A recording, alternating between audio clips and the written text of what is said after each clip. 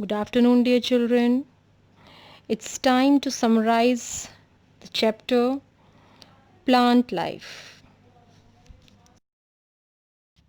We will discuss the main points of this chapter in nutshell so that you should brush up your memory that what we had done in this chapter. Plants grow everywhere, on land, in water, in mountains, in desert areas, marshy areas, etc.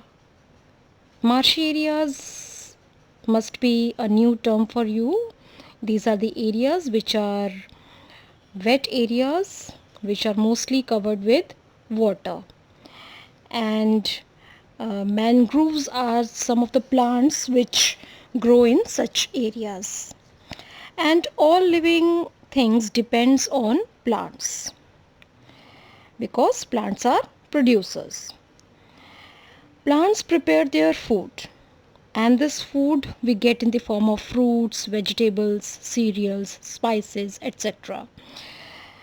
You must have seen that your mother put spices while eating or while preparing a dish like turmeric, cumin seeds, and pepper, etc.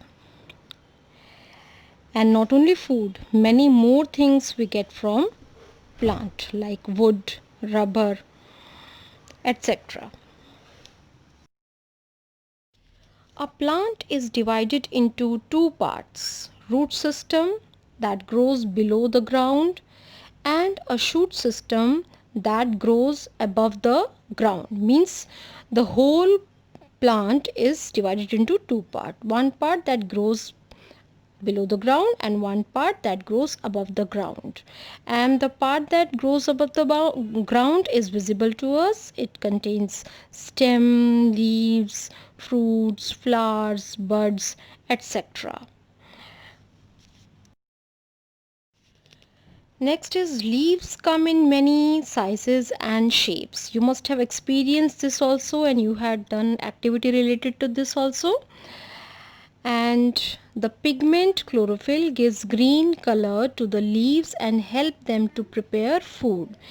If the leaves are not green, then they are not able to prepare food because it is chlorophyll, green pigment chlorophyll, that gives green color to the leaves, and due to which the leaves can absorb light, and due to which in the presence of sunlight carbon dioxide can react with water to make food and oxygen gas.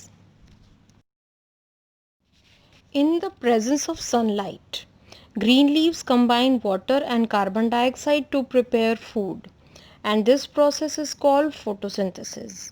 Hence, leaf is called the food factory of the plant or the kitchen of the plant because food is prepared here. And fallen leaves are used for preparing manure which makes the soil fertile. So we should not burn the dry leaves because it will create pollution. Instead of burning, we should make manure from those fallen leaves. Stomata are present on the lower side of the leaves which help the plant or leaves to breathe, and through stomata the gaseous exchange takes place. The leaves take in carbon dioxide and gives out oxygen gas. And we had also done that many types of modification occurs in different types of plants according to their structure and the climate they live in.